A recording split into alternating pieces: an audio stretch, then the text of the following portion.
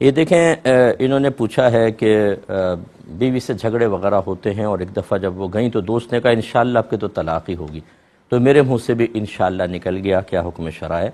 دیکھیں اگر آپ طلاق بھی دیتے نا خدا نہ خواستہ اور ساتھ میں انشاءاللہ کہہ دیتے متصلاً، تو یہ طلاق واقع نہ ہوتی، کیونکہ آپ نے اس کو مشیت الہی پر موقوف کیا۔ یہ واقع نہیں ہوگی طلاق، بلکہ یہ مشیت الہی پر موقوف، اور اللہ تعالیٰ کی مشیت تو آپ کو پتہ نہیں، تو بہرحال کہیے گا نہیں، لیکن خلاصہ کلام یہ ہے کہ اس سے کوئی طلاق واقع نہیں ہوئی۔ دوسری بات یہ کہ ایسا دوست، وہ دوست آپ کہہ رہے ہیں کہ جو آپ کے گھر کے بارے میں یہ کہتا ہے کہ اب کی دفعہ تو انشاءاللہ طلاق ہی ہوگی، ایسے دوست کو دور کر دیں کہ جو اس طرح کی غلیظ باتیں کرے۔ میرے آقا صلی اللہ علیہ وسلم نے طلاق کو انتہائی ناپسند فرمایا ہے، اور فرمایا کہ عصر کے ہر عصر کے ٹائم میں شیطان سمندر پہ اپنا تخت بچھاتا ہے۔ کیسے بچھاتا ہے یہ اللہ ہی بہتر جانتا ہے، حدیث کے الفاظ یہ ہیں، اور جو اس کے چیلے ہوتے ہیں سارے دن کی رپورٹ پیش کرتے ہیں، کوئی کہتا ہے میں نے زنا کروایا، کوئی کہتا ہے چوری کروائی، وہ ہر ایک کہتا ہے اچھا کیا، لیکن ایک آگے آ کر کہتا ہے کہ میں نے میاں بیوی میں جدائی کروا دی، تو شیطان اچھل کے کھڑا ہوتا ہے اور سینے سے لگا لیتا ہے اور کہتا ہے تو نے کام کیا۔ اس قسم کے رشتہ دار اور دوست احباب جو آپ کے جھگڑوں کے جواب میں چاہیں کہ میاں بیوی علیحدہ ہو جائیں، بلکہ آپ کو غصہ دلائیں، بلکہ حوصلہ افزائی کرائیں، یہ اسی معاذ اللہ نادانستہ طور پر اس شیطان کے چیلے کا سا کردار ادا کر رہے ہیں۔ ایسے لوگوں کو دور کریں، بالکل دور کر دیں۔ اور دوسری بات یہ ہے کہ خدا را جھگڑے وگڑے نہ کریں، پیار محبت سے رہیں۔ ہو سکتا ہے کہ آپ کے بچے بھی ہوں، جب وہ آپ جھگڑتے ہیں تو کیا اپنے بچیوں کو کیا تربیت دے رہے ہیں آپ اپنے بچوں کو کیا تربیت دے رہے ہیں؟ کیا ان کی ازدواجی زندگی اچھی رہے گی؟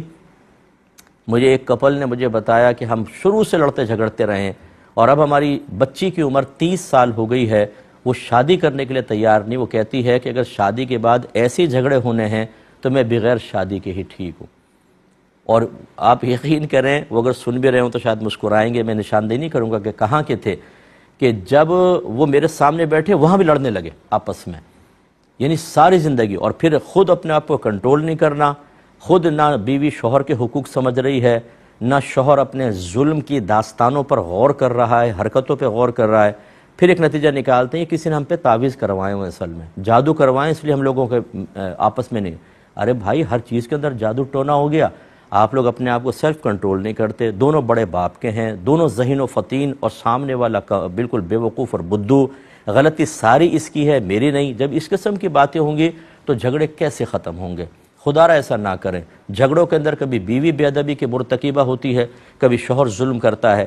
یہاں تو آپ دلیری کے ساتھ کر رہے ہیں، اور آپ کہہ رہے ہیں ابھی بات خراب نہیں ہوئی، یعنی آپ طلاق کی طرف اشارہ ہے، لیکن اتنی تو آپ نے خراب کر لی۔ میدان محشر میں آپ دونوں کو کھڑا کیا جائے گا، اور زندگی بھر کے تمام جو معاملات تھے ان میں فیصلہ کروایا جائے گا۔ اگر شوہر کی طرف سے ظلم ثابت ہوا، بیوی کی نیکیاں نکال کر شوہر کے نام اعمال میں ڈالی جائیں گی، اور اگر بیوی نے شوہر کے حق میں کوتاہی کی، بدتمیزی کی، بے ادبی کی، تو اس کی نیکیاں نکال کر شوہر کے نام اعمال میں ڈالی جائیں گی۔ خدا را ایسا نہ کریں، ابھی پیار محبت سے رہ لیں، چند دن کی زندگی ہے، جتنے جھگڑے ہو گئے دونوں ذرا سوچیں، اور پھر کہیں ڈیٹ پہ چلے جائیں، کھانا کھانے آؤٹنگ پہ جائیں بچوں کو چھوڑ کر، اور وہاں کھانا کھا کے دونوں فیصلہ کریں کہ اب ہم اپنی لائف کو چینج کریں گے اور اپنے بچوں کے لیے ایک اچھی مثال بنیں گے۔ لوگ حیران ہوں گے، رشتہ دار حیران ہوں گے، بچے حیران ہو جائیں گے۔ مت گھبرائیں، پورے کنٹرول کے ساتھ اب اپنے گھر کے ماحول کو آپ اچھا کیجئے۔ ایک